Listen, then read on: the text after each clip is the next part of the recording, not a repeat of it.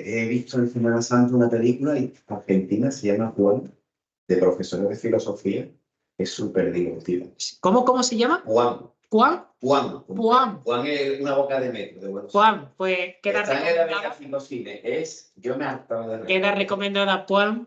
Yo no la conocía. ¿Dónde está? Sí, la Avenida 5 Cine. Vale. Tenemos un premio en el Festival de San Sebastián de la última edición.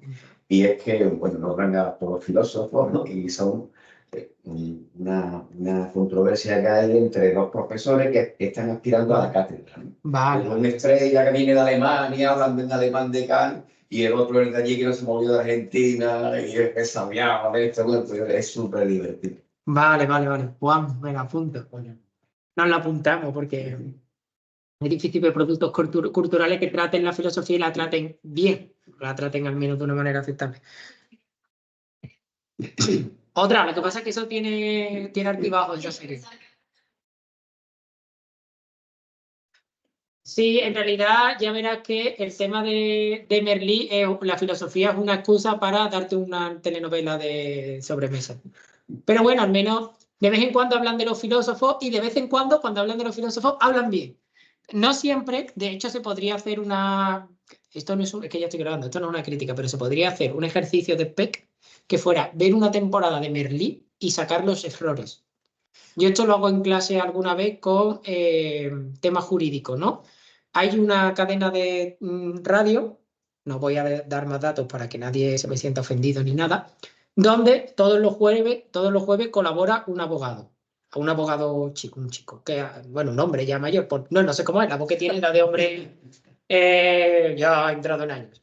Bueno, pues yo a veces, esa persona tiene una especie de consultorio, la gente le hace preguntas y él responde jurídicamente a las cuestiones que la gente plantea. Esto ya de entrada está mal planteado, ¿vale? Porque las cuestiones jurídicas no se pueden resolver primero sin tener ni idea de lo que estás hablando, porque hay que ver papeles, hay que tal, ¿vale? Porque la gente normalmente cuando hace la pregunta, como procede, no utiliza un vocabulario jurídico preciso, con lo cual lo primero es traducir qué es lo que de verdad está buscando la persona. Supongo que a los médicos les pasa lo mismo, ¿no? Los términos que nosotros utilizamos para decirle al médico lo que nos pasa no existen en medicina. Tú dices, me duele la barriga. ¿Qué es la barriga? ¿Dónde empieza y dónde acaba? ¿No? O la cabeza, no es lo mismo que te duela detrás, que te duela arriba y te duela adelante. Por eso normalmente cuando tú le dices al médico me duele la cabeza, lo siguiente que te pregunta el médico es, pues usted más específico, es decir, la parte frontal, la parte lateral, porque se ha llevado un golpe, porque no es lo mismo. Vale, pues con el derecho pasa lo mismo. Entonces, esta persona da su opinión y yo a veces pongo en clase los podcasts, porque en esa cadena están tan orgullosos de lo que dice, que lo suben como podcast, yo no digo nada. Entonces, para que los alumnos lo corrijan, porque todos los jueves comete como mínimo un fallo. ¿Vale? Y los jueves los que está sobrado, pues que no dice nada bien. Entonces, claro, yo le pongo, y también lo hago con un Instagramer jurista, que él se pregunta y se responde. Pero claro, como se pregunta mal, hace mal la respuesta. Como por ejemplo se pregunta, ¿cuál es el tercio de legítima que corresponde a los ascendientes? Ninguno, porque cuando hay ascendientes no hay tercio. La legítima va por otro lado. Pero bueno, ya está. Si a ti te hace gracia responderte, pues... Vale, pero bueno, así vamos. En fin, es entretenido. No sé a qué venía esto. Ah, bueno, pues Merlí es una cosa parecida. Se podría hacer una clase con los errores que cometen de cara, pero también entiendo que es comprensible porque quiero pensar que detrás de los guionistas de esa serie no hay nadie que haya estudiado filosofía y si lo hay, que vuelva a la carrera o a bachillerato. Bien, dicho esto, vamos a éticas aplicadas, lo cual no obsta para que sea una serie que se puede ver como cualquier otra. Si queréis ver una serie filosófica, no es propiamente una serie filosófica en el sentido como Merlí, que trate de un profesor de filosofía o como esta película que nos has comentado. Una serie muy filosófica en el contenido es, se llama, la voy a poner aquí, la voy a decir fonéticamente, ¿vale? Se llama Altered Carbon. Altered Carbon. Esta serie está planteada, es una serie de ciencia ficción, está planteada en un futuro lejano, en el que las personas han conseguido descargar la conciencia en pequeños USBs. Entonces, estos USBs son intercambiables en diferentes cuerpos, que se llaman fundas. Tú puedes ser la misma persona, pero con diferentes cuerpos. Entonces yo, por ejemplo, puedo descargármelo, ahora quiero ser, estoy harto de ser bajito, rechoncho y feo, entonces me descargo, entran por aquí, me quito a mí mismo y me meto en el cuerpo, yo qué sé, no conozco ningún actor guapo, perdóname, un actor guapo, ¿vale? Entonces, y que esté Brad Pitt, no sé, uno más joven a ser posible, porque uno siempre quiere ir a mejor, no a peor. Entonces, claro, uno joven y guapo, no sé, a lo Mario Casas, pero en inteligente. Entonces, te pones aquí te metes y ya eres esa persona. Y está muy bien porque las fundas las hay de muchos tipos. Entonces plantea el tema de que si tú eres medio pobre, la funda que te puedes comprar es una funda que se acaba deteriorando y sufres las consecuencias de la vejez también. Mientras que si no, puedes comprarte fundas que nunca se deterioran, que siempre se mantienen jóvenes. Está muy interesante esa serie porque desde el punto de vista neoplatónico, desde el punto de vista de Plotino, plantea la cuestión y además la trata en los diálogos que se mantienen, que tiene su parte de acción en la cual hay tiros, explosiones, su historia de amor, hay todas estas cosas. Pero desde el punto de vista de los diálogos que mantienen, el tema que tratan es si el cuerpo forma parte de la identidad. Y si tu cuerpo forma parte de tu identidad. Porque en el fondo, cuando tú te miras al espejo, tú te reconoces, pero en ese mundo, lo que tú ves en el espejo es simplemente un envoltorio. ¿Y hasta qué punto el envoltorio forma parte de ti? Es interesante desde el punto de vista filosófico. Está en Netflix, ¿vale? Yo siempre doy la vía, digamos, legal, ¿vale? Ya a partir de aquí, cada uno que decida. Bueno, pues como hemos empezado a grabar, vamos a comenzar con el capítulo dedicado a las éticas aplicadas. ¿Alguien sabe qué es lo que está proyectado en pantalla?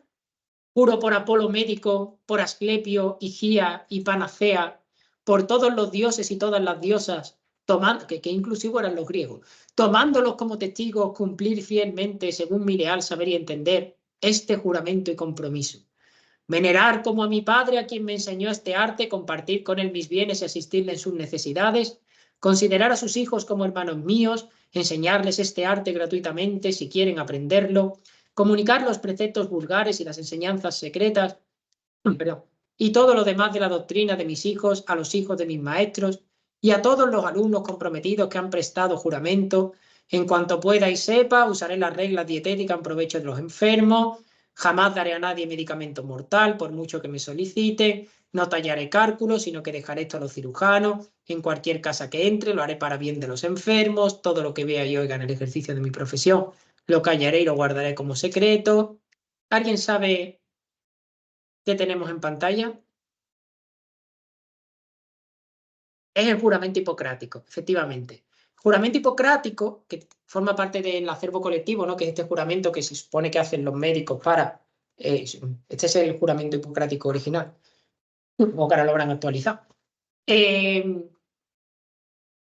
una especie como de ética de la profesión. Sobre esto van las éticas aplicadas.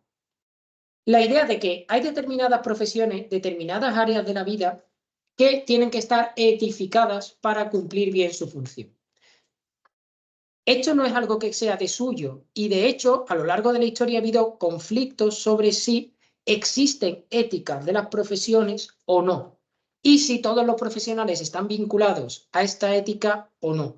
Para que veáis la importancia que tiene esta cuestión, os voy a plantear ahora un momento histórico en el que una serie de médicos se saltaron a la torera el juramento hipocrático. Os voy a hablar del juicio de los doctores. ¿Habéis visto lo rápido que he llevado el asco a mi sardina y vamos a hablar de derecho? Bien. Vamos a hablar del juicio a los doctores, que fue uno de los llamados juicios de Nuremberg. Lo de los juicios de Nuremberg os suena, ¿verdad? No tengo que hacer la introducción histórica. Son esos juicios que a la caída del régimen nazi, los aliados le hacen. El juicio de Nuremberg parece que fue uno, ¿no? En el acervo colectivo, que es el que se le hace a los grandes jerarcas nazis, siendo el más importante el mariscal Goering, que es el único al que pilla. ¿Vale? Al único al que pillan para juzgar, porque el resto había huido, se había suicidado. Pero los juicios de Nuremberg fueron varios. el importante en efecto es este, el que se le hace al mariscal Goering y a todos los jerarcas nazis, algunos ministros que son capturados por los aliados. Pero hay un juicio a los jueces, un juicio a los juristas, un juicio a los doctores, es decir, un juicio a todos los estamentos de la sociedad que habían colaborado con el régimen nazi. Porque, esto lo dice muy bien Raphael Lemkin, que es uno de los judíos que tiene que huir de la Alemania nazi. Lemkin huye llevándose maletas con todos los decretos del régimen nazi, para que se viera cómo se había deteriorado la democracia de Weimar. Entonces está muy bien, porque él permite ver a través de los papeles que salva cómo se deteriora una democracia para caer en un régimen totalitario. Y es muy interesante porque una de las cosas que él dice en las múltiples conferencias que luego da tras la Segunda Guerra Mundial es: esto solo es posible, es decir, solo es posible que una democracia caiga. Hitler no da ningún tiro para hacerse con el poder en Alemania, no hay una revolución, no hay un golpe de Estado como en España, no hay una guerra civil. Entonces, lo que dice, y luego él gobierna sin una fuerte oposición social, no hay manifestaciones. ¿Qué dices, Hitler, loco? Entonces, una de las cosas que dice Lemkin es: esto solo fue posible gracias a que todos los estamentos sociales colaboraron. Bien porque colaboraron activamente, bien porque no se opusieron. O sea, a los médicos les llegó una ley, una norma que decía: tienes que esterilizar a todos los incapaces. Ellos simplemente la aplicaron. No se plantearon si esto iba contra los derechos humanos, sino. Hay que decir, en apoyo de esta gente, si es que tiene algún apoyo, que los derechos humanos no existían. Ahora es muy evidente saber si algo va contra los derechos humanos porque hay una carta de derechos humanos. De hecho, por esto se hizo una carta de derechos humanos. Era intuitivo que iba contra los derechos humanos. Sí, y de hecho hubo gente que se exilió, que se fue porque no estaba de acuerdo con la... Pues precisamente por esta idea de que el régimen nazi solo triunfa gracias a que hay muchos sectores de la población que colaboran con él. Después del gran juicio de Nuremberg hay toda una serie de juicios de Nuremberg. Pues uno de ellos es el juicio de los doctores, que arranca el 9 de diciembre de 1946. ¿Vale? Arranca en la ciudad de Nuremberg, que es donde tienen lugar todos los juicios. ¿Alguien sabe por qué se elige la ciudad de Nuremberg? Porque en Nuremberg era donde se habían aprobado las leyes raciales, que le habían despojado de derecho a los judíos, ¿no? Arranca el juicio de los doctores acusados, que creo que lo tenéis aquí. Las fotos son reales del juicio, ¿vale? Porque en esta época ya existía el material audiovisual. No tengo fotos de los acusados. Acusados son 20 médicos, que además son médicos prominentes, ¿no? De hecho, el acusado más destacado es Karl Gebhardt, que era el presidente de la Cruz Roja Alemana. Están acusados de llevar a cabo diferentes experimentos sin el consentimiento de los afectados. Estos experimentos se llevaron a cabo con pacientes de centros hospitalarios y con presos de los campos de concentración. La mayoría de estos experimentos les acabaron provocando la muerte o terribles lesiones y mutilaciones. En el juicio declaran muchísimos de los que habían sobrevivido a los experimentos, pero habían quedado gravemente afectados, ¿no? Y se les acusaba también a los médicos de colaborar en el exterminio masivo de ancianos, enfermos incurables, etc. Algunos de estos experimentos, yo solo os voy a contar los menos truculentos. Las actas de este proceso están en internet, ¿vale? En la página web de Yad Vashem tenéis todas las actas del proceso, con lo cual quien quiera entrar en el morbo de qué se hizo, qué se dejó de hacer, pues lo puede ver claramente. Yo os voy a contar los menos truculentos. Por ejemplo, para estudiar la hipotermia, estos médicos sometían a prisioneros de los campos de concentración o a enfermos a un frío extremo, y los monitorizaban hasta que morían, para ver por qué se muere de hipotermia.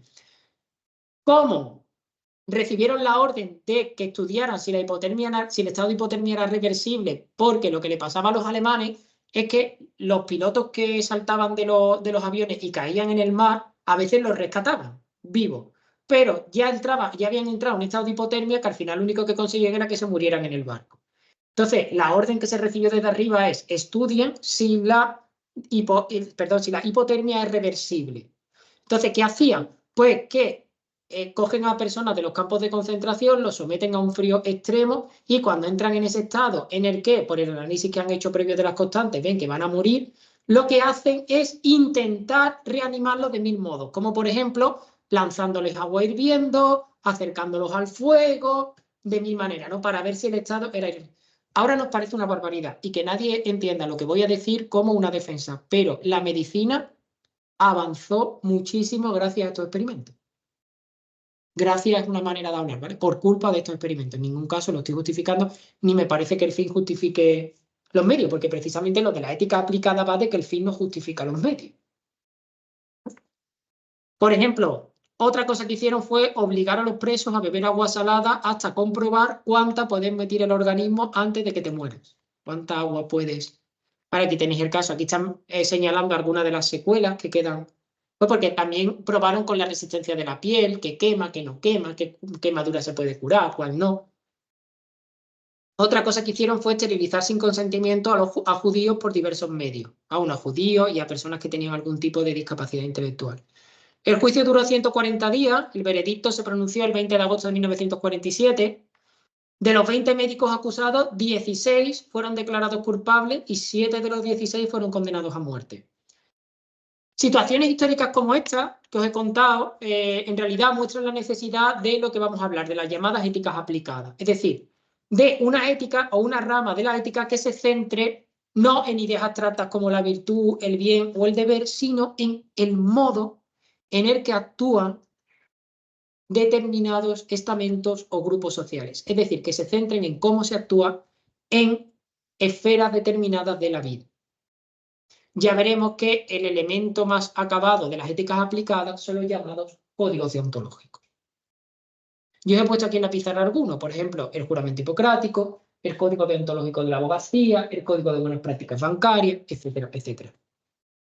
Las leyes de transparencia las he puesto entre interrogantes porque no tengo muy claro que sean verdaderas, ni son leyes ni son un código de buenas prácticas.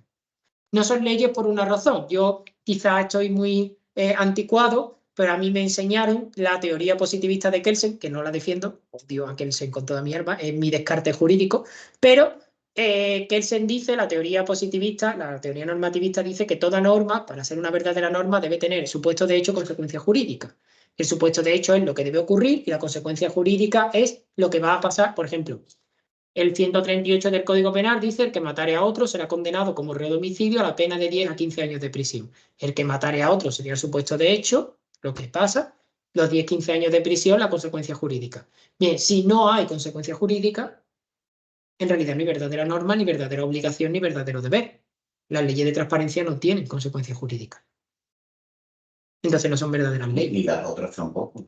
El código deontológico sí. Si tú incumples el código deontológico de la abogacía, hay una comisión en cada colegio de abogados, que es la comisión ética o deontológica, que te puede imponer sanciones, tiene delegado la potestad sancionadora de la administración. Para las faltas muy graves, la sanción más grave es la suspensión de colegiación, que en el fondo implica la inhabilitación.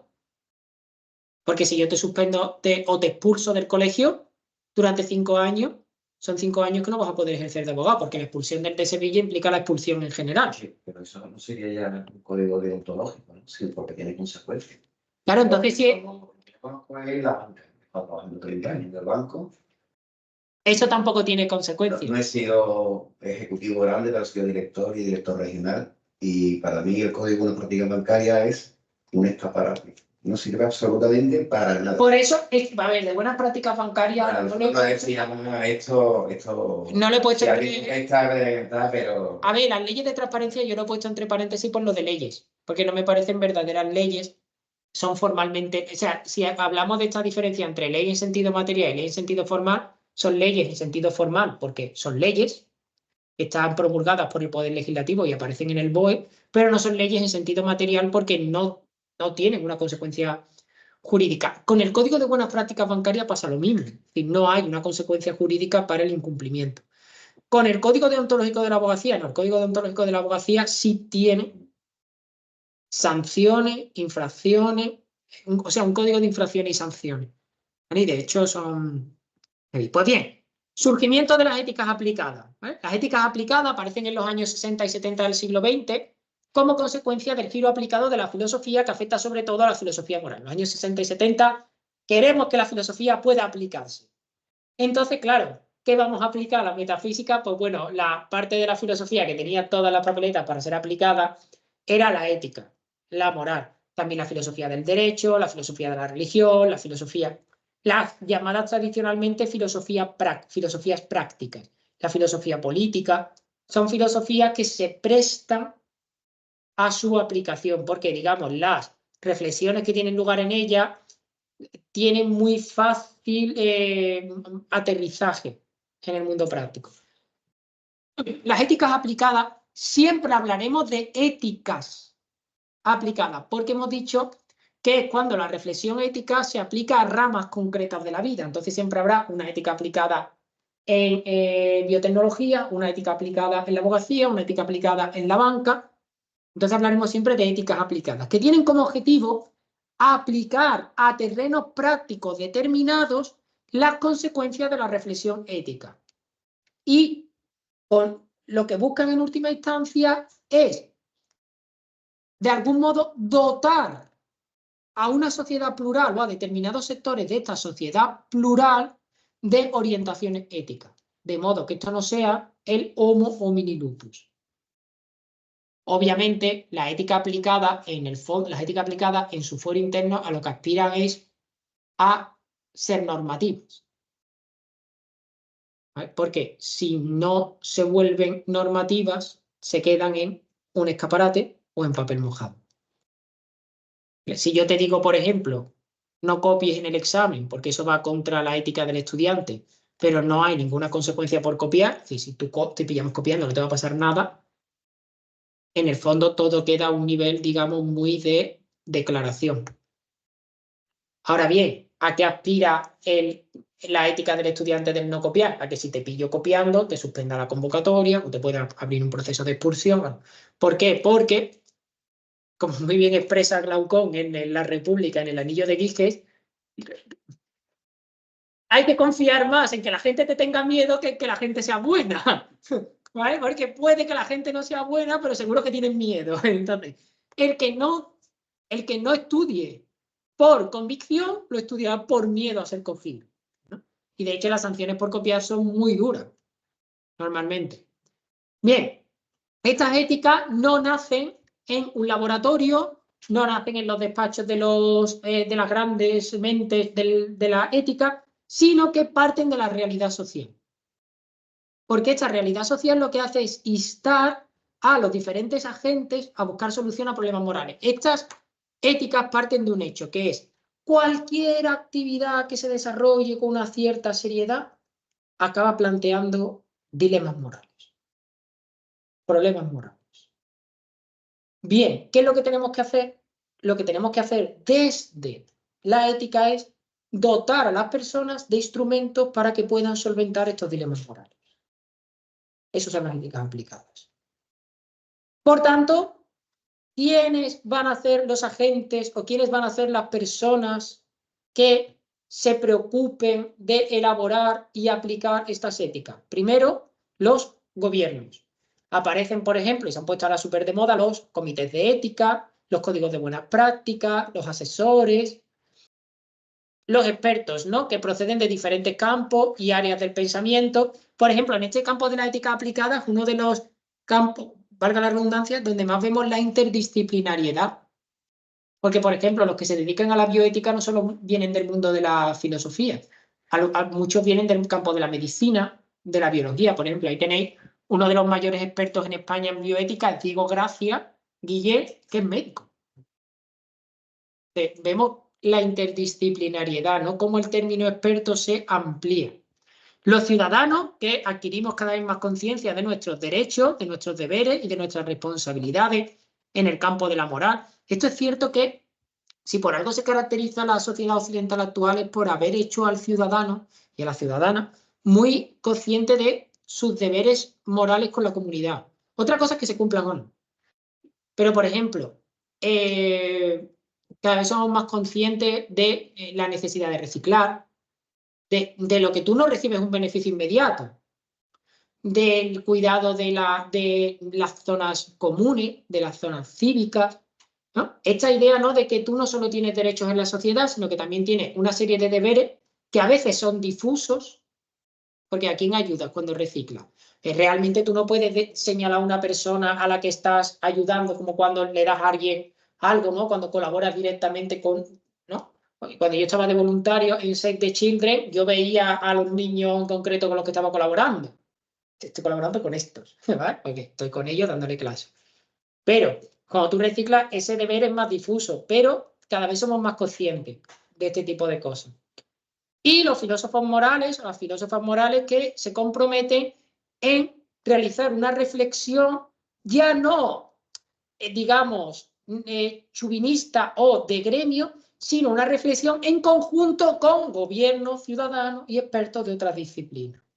Una filosofía moral que se abre a otros ámbitos de la vida. Esto es lo propio de las éticas aplicadas. Las éticas aplicadas surgen cuando mezclamos todo esto. Que veis que es distinto que la ética de Kant, ¿vale? Que Kant no iba allí al talabartero y decía, a ver, talabartero, ¿cuáles son los dilemas morales de tu? Él hace una ética a priori, que esto sirve para el talabartero, para el cura, para todo, ¿no? Ahora hay una idea de caminar juntos, porque las necesidades éticas que tiene, a lo mejor, la abogacía es distinta de las que tiene la medicina y es distinta, a lo mejor, pues, de las que tiene el buen gobierno. Esto no es tan nuevo como parece, porque, por ejemplo, la preocupación por etificar la tarea de gobernar es tan antigua como la propia filosofía. La idea de que el gobernante tiene que tener un código ético, aparte del suyo personal, el código ético del gobernante, que mejor si coinciden, pero las éticas aplicadas, por tanto, son consecuencias de un trabajo interdisciplinar. Y su resultado, y otra cosa que las caracteriza es que intentan que los resultados sean públicos, estén muy divulgados. Os pongo un ejemplo. La Universidad Española, en general, investiga mucho, que no es lo mismo que investigar bien, pero bueno, investiga mucho. Pero los resultados de esa investigación son muy esotéricos, con ese, porque son muy para la propia universidad. Es decir, ¿quién lee los papers que publican las personas que se dedican a la filosofía académica? Otras personas que se dedican a la filosofía académica. Y tienen debates entre ellos sobre si Ortega está más influido por Séneca o por Epicteto. Y eso es leído por otra gente que se dedica al estoicismo y a Ortega, y entonces hacen un debate. Pero claro, el gran público de eso no se beneficia. Y a lo mejor sería interesante porque las publicaciones son poco accesibles, no tienen una gran divulgación, son muy especializadas, solo están al alcance de los que tienen acceso a cuentas digitales de bibliotecas que pagan esas suscripciones. ¿Vale? Las éticas aplicadas intentan huir de él. Y por tanto intentan o quieren que sus resultados tengan un gran impacto público. Con lo cual vamos a encontrar que las personas que se dedican a este tipo de ética van a utilizar dos vías como impacto público. Uno, intentar influir en los gobiernos para que normativicen las conclusiones, porque claro, que está en la ley y nos acaba afectando a todos, y buscar vías de comunicación con el gran público. Libros divulgativos, artículos en prensa, no quiero usar la palabra congreso, pero sí encuentro, acceder a encuentros de profesionales a lo mejor no especializados, por ejemplo, encuentros de comunicadores a nivel general, pues ahí que va, ¿no? Es un trabajo, ¿no?, que se lleva a cabo tanto desde instituciones privadas como desde instituciones públicas como desde despachos universitarios. Las éticas aplicadas, por tanto, no son éticas individuales, sino que están diseñadas para grupos de personas. Profesionales, sanitarios, empresarios, políticos, investigadores. También hay una ética de la propia investigación académica. De hecho, ahora las universidades, una de las cosas que estamos haciendo, en parte por el empeño que tiene esta gente de normativizar, es crear los comités de ética. Donde cuando tú vas a hacer una investigación que implica a personas, pues tienes que hacer proyectos, tienes que darte el visto bueno, tienes que ser muy puntilloso con el consentimiento informado, de qué tratamiento se le va a dar a los resultados de la investigación, qué divulgación van a tener, ¿vale? Y esa es la ética de las personas que se dedican a la investigación. Esto implica, a su vez, ¿no?, una moralización de las estructuras en las que los miembros de estos grupos se insertan. Por ejemplo, si yo hago una ética para los sanitarios, en el fondo lo que estoy es etificando la estructura de la sanidad. Si yo hago una ética para la abogacía, en realidad lo que estoy es etificando todas las estructuras que tienen que ver con la abogacía. ¿Para qué las etifico? No las etifico porque a mí me guste, porque yo quiera, porque chicos, aquí hay que ser bueno, sino porque esto, y esta es clave de las éticas aplicadas, lo que buscan es etificar áreas para ayudarlas a mejor cumplir su función social. Ellos parten de la idea de que todos los sectores que son objeto de las éticas aplicadas tienen una función social. No tienen una función social los médicos. No tienen una función social los abogados. Hablo de médicos y abogados porque son las profesiones que más claramente se pueden ver. Esta función social no la cumpliremos mejor si estamos adscritos a un código ético que es público. Esto no es nuevo. La deontología profesional en la medicina y en la abogacía existió siempre. Pues si creéis que en el siglo XV se podía vulnerar el secreto profesional, se te caía el pelo. Literalmente. Ahora tampoco.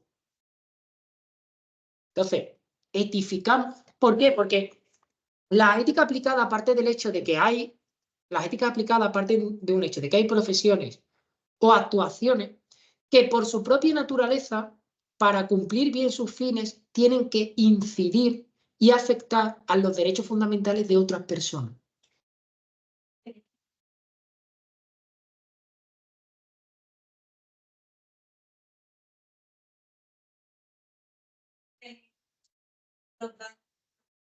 La vida de un objetivo social como se podemos tener en la sanidad, no le exigimos tanta ética o no nos preocupamos por ser tan éticos.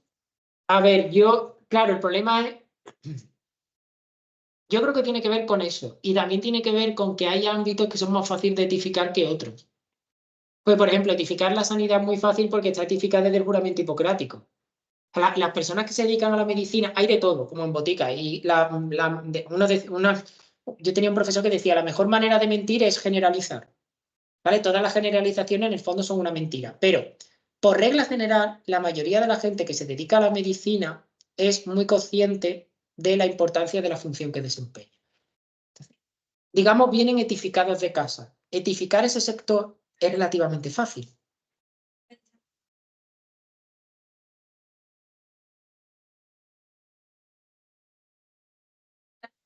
Claro, pero... Y claro, y lo otro, y también porque hasta qué punto etificar impide el ejercicio de la función. Es decir, ¿qué es una banca ética? Es difícil saberlo. ¿Es una banca ética aquella que solo invierte en cuestiones? Por ejemplo, hace un montón de tiempo, esto es una anecdotilla. Por ejemplo, hace un tiempo el Vaticano tiene su propio banco, ¿vale? Mal llamado el Banco Vaticano porque no se llama así, pero vamos a llamar así para entender. Claro, hubo el primer papa que se preocupó por esto fue Juan Pablo I, el que duró 33 días. Vale, porque él se preocupó de dónde está invirtiendo este banco. El dinero, los bancos, bueno, esto me puedes corregir tú, el banco, el dinero que tienen lo invierte. Vale, esto es una inmoralidad para los escolásticos porque convierten un medio en un fin, en fin, pero bueno, pensemos incluso que como... entonces, a partir de ese momento se empezó a pensar que el Banco Vaticano tenía que ser un banco ético y que para ser un banco ético había sectores en los que no podía invertir. Por ejemplo, en armamento. Pero claro, esa idea, que siendo el Banco Vaticano ha costado Dios y ayuda a que cale, bueno, que esto llegó el tipo y dijo, vamos a dejar, y ya dijeron, venga, bien, ¿no? Porque había una serie de sectores en los que no se podía invertir. Por ejemplo, es que daba la ironía de que uno de los fondos en los que más invertía el Banco Vaticano era la producción de anticonceptivos. O sea, no tiene ningún sentido. ¿Vale? Entonces, como, claro, la idea de tenemos que invertir éticamente y sobre todo en coherencia con nuestros propios principios. Problema, ¿eso lo pueden soportar todos los bancos? ¿O va a crear un problema de liquidez? Claro, ¿hasta qué punto el que yo te imponga un código ético desarticula tu función? Por eso es tan difícil de etificar la banca. Eso dicen ellos. Eso dicen ellos.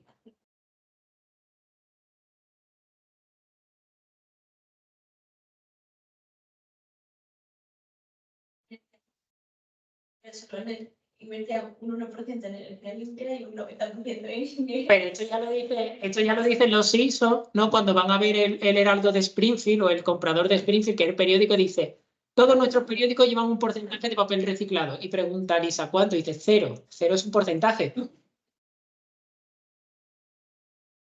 Vamos a pensar que nadie es malo, porque sería incluso además maniqueo y cínico decir, aquí están los banqueros, ¿no? Y esa imagen de esa que es la caricaturización, ¿no? Del banquero con su puro y su monóculo, jaja, pobres proletarios.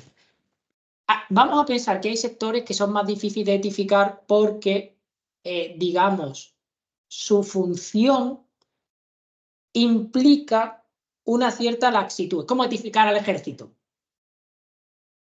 Claro, ¿cómo etifico un servicio de inteligencia?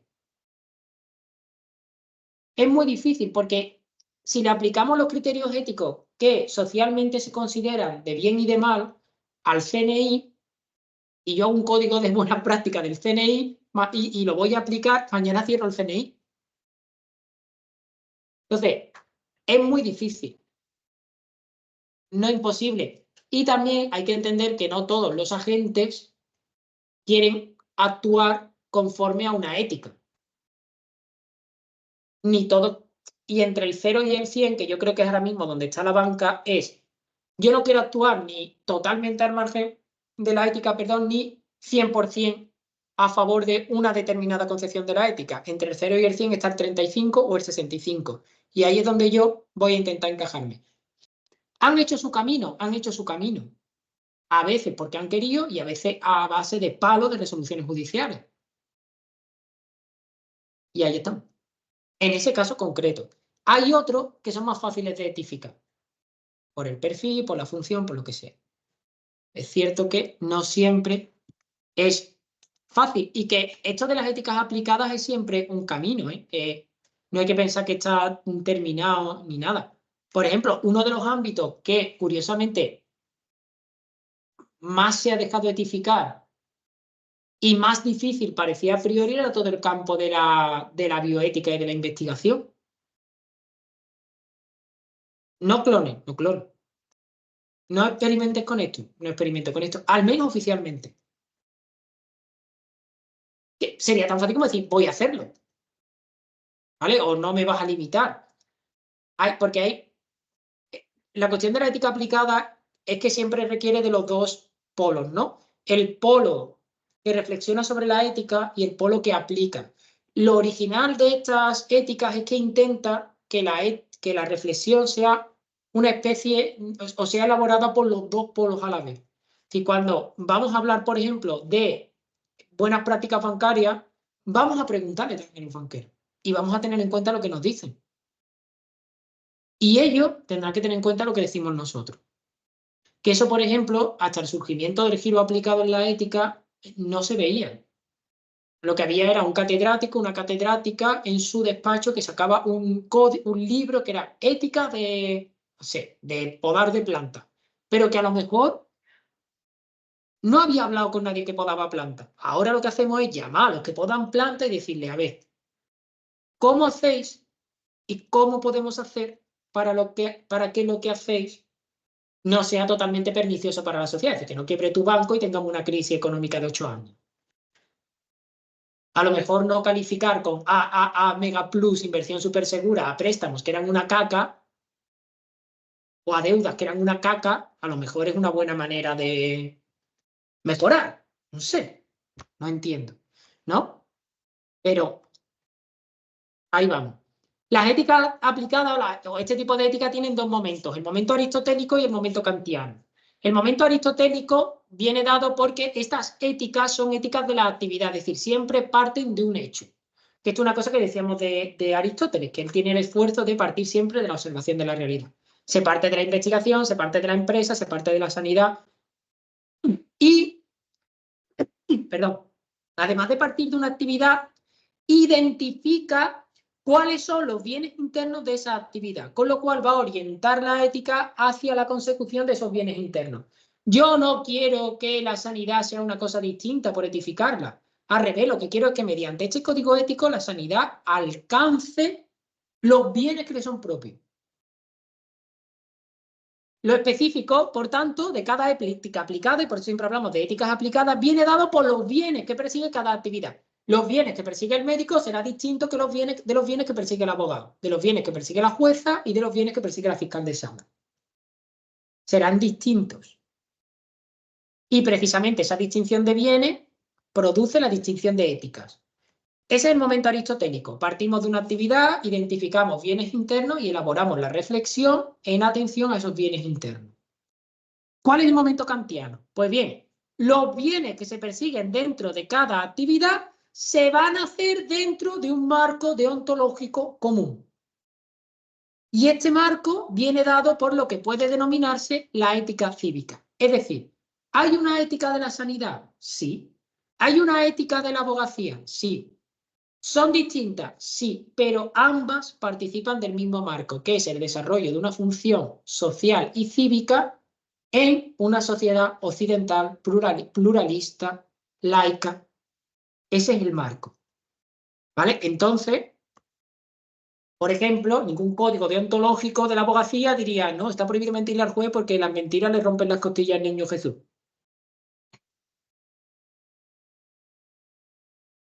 Además, a la vez que hay una reflexión individual para cada área, esa reflexión individual no se hace en el vacío, se hace en el marco de una ética cívica.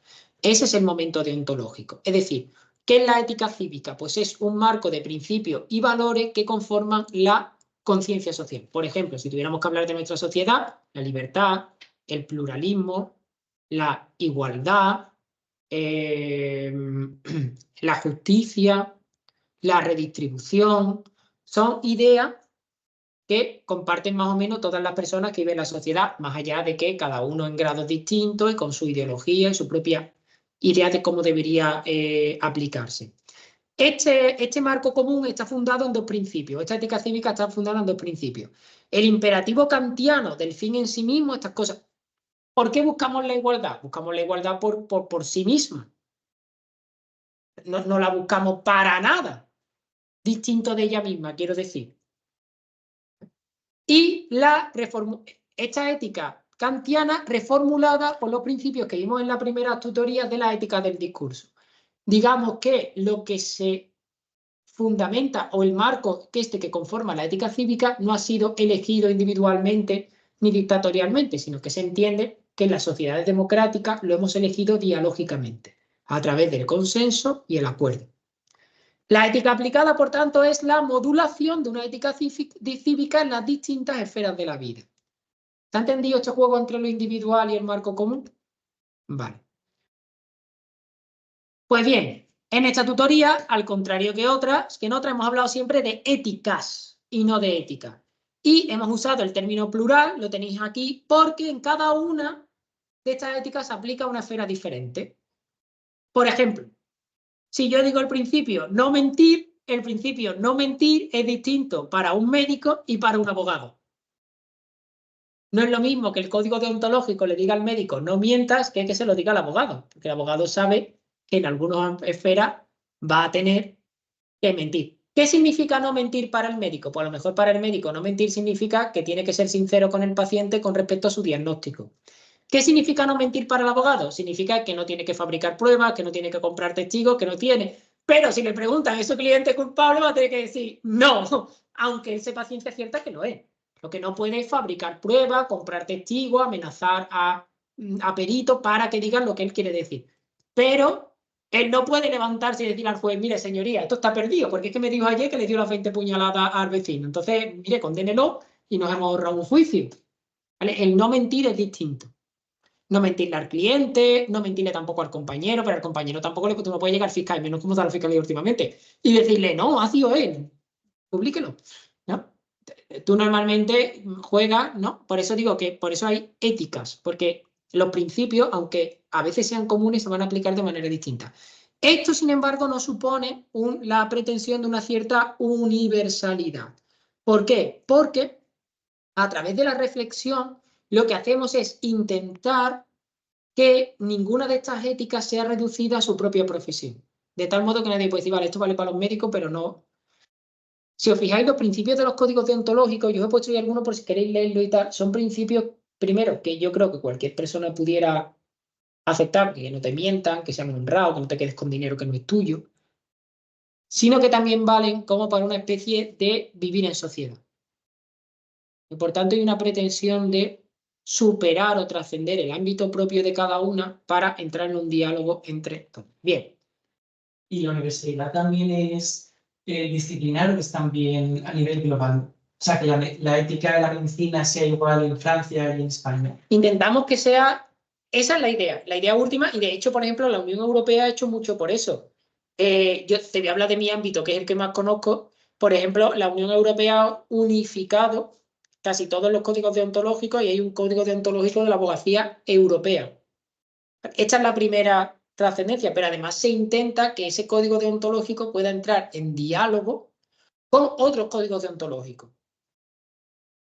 ¿Vale? De tal modo que podamos elaborar, si no principios comunes, sí principios aceptables comúnmente. Sabiendo que todo lo que sea, vamos a decir porque hay un poco de tiempo, todo lo que sea universalizar en ética es muy complejo. ¿Vale? Porque esto es una opinión estrictamente personal y no hay por qué compartirla. Las únicas ocasiones a lo largo de la historia, quiero expresar bien la idea, en la que ha habido una cierta universalización de teoría, principio, valores éticos, ha sido porque la teoría, principio o valor ético estaba sostenida por un relato que no era ético y que era el que era verdaderamente universal. Por ejemplo, cuando hablamos de la unidad ética que tiene, por ejemplo, la ética medieval, la ética medieval es universal, entiéndeme lo que significa universal en este periodo, es porque está sostenida sobre el relato religioso cristiano que no es ético y que le sirve de base. La Ilustración intentó hacerlo extendiendo el mito de la razón universal común a todos los seres humanos. Este mito no es ético. Mito, entenderme, relato, ¿vale? No lo digo mito en sentido peyorativo. Un relato es algo que todos compartimos como una especie de paradigma, aunque no es evidente, porque no es nada evidente ni las verdades cristianas, ni que el ser humano sea solo y exclusivamente razón. Basta pelearte con tu colega para darte cuenta de que no somos solo razón.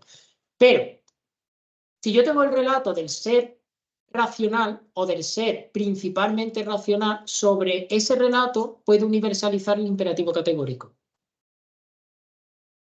Pero claro, si no consigo universalizar el relato, universalizar el principio ético o la reflexión ética me va a costar mucho. ¿Por qué? Porque, y esto nos lo enseñó la antropología, lo que cada sociedad estima, primero, lo que cada persona estima va en función de la sociedad a la que pertenece, bien por imitación, bien por no imitación. Por contraposición, perdón. Pero es que además, lo que cada sociedad estima como bueno o malo, esto lo ven muy bien los sofistas, depende mucho de sus contingencias particulares. Yo puedo aspirar a que cada sociedad se comporte como la mía, pero solo lo voy a conseguir a través de 3 vías. La violencia, te conquisto, arraso tu cultura y entonces ya solo te queda la mía. La conquista, que sería la parte violenta. La normación, que es otra forma de violencia, es decir, creamos un órgano legislativo universal y ese establece, ¿vale? Ya no hay una violencia porque yo no llevo a espada y elimino tu cultura, pero imaginaros que el Parlamento Europeo, que Europa fuera un Estado y hubiera un Parlamento Europeo en Bruselas que dijera, a partir de ahora, no sé, todo el mundo con una flor aquí en el pelo. Pues ya está, ya da igual lo que diga tu cultura o dejes de decir, porque tú te vas a poner la flor si no quieres acabar en la cárcel. ¿Vale? Estas son formas así como más violentas. Una violenta tal y otra violenta jurídica. Y la tercera vía es la pedagogía. Pero está muy lenta. Y no tiene ninguna garantía.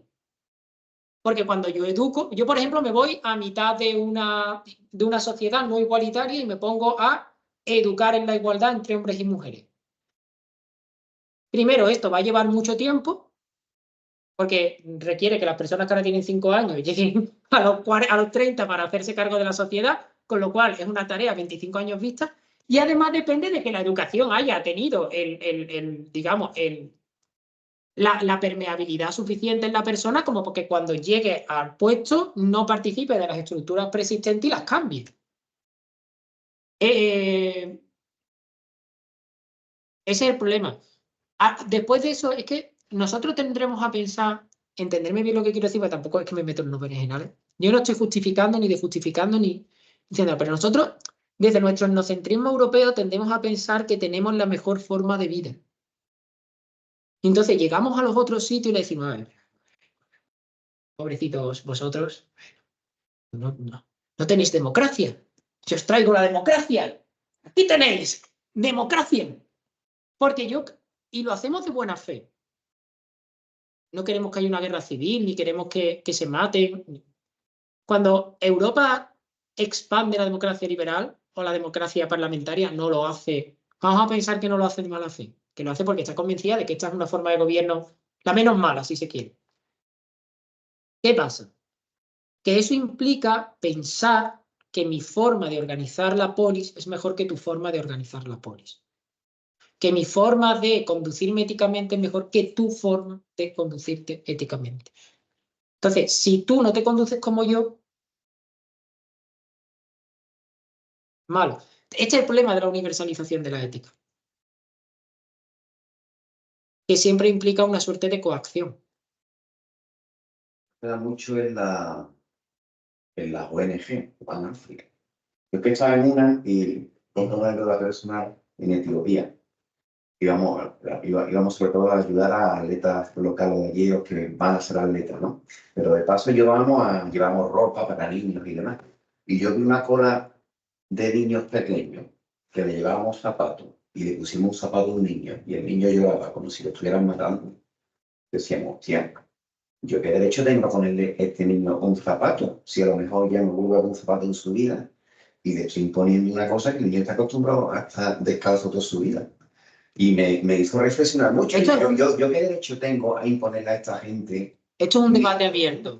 ¿Vale? Yo no creo que tenga una respuesta, cada uno tendrá su opinión, pero no creo que haya una respuesta definitiva a este debate de hasta qué punto una sociedad está legitimada para imponer sus formas de vida a otra, aunque las crea mejores. ¿Vale? E incluso todos podemos pensar, no, que objetivamente es mejor tener zapatos que no tenerlos. Claro, pero tú estás pensando desde tu propio paradigma. Entonces, es muy difícil. Con esto no estoy justificando que dejemos que otras sociedades hagan barbaridades, en las que puedo estar pensando pero no verbalizo. Pero pensar que es un debate abierto y que no es tan evidente que ninguna sociedad esté legitimada para imponerle a otras. Por eso quizá de las tres vías que hemos dicho, simplificando la cuestión, la pedagógica, siendo la más lenta y la más imprecisa, sea, digamos, por decirlo así, la más lícita. Porque yo a fin de cuentas lo único que hago es enseñarte. Y si tú luego no quieres, no tienes por qué hacerlo. Y a la vez, si consigo enseñar a la mayor cantidad de gente en esos parámetros, quizá el día de mañana ellos puedan enseñar a otros esos parámetros. Claro, y así la sociedad, digamos, va cambiando por convicción, no por imposición.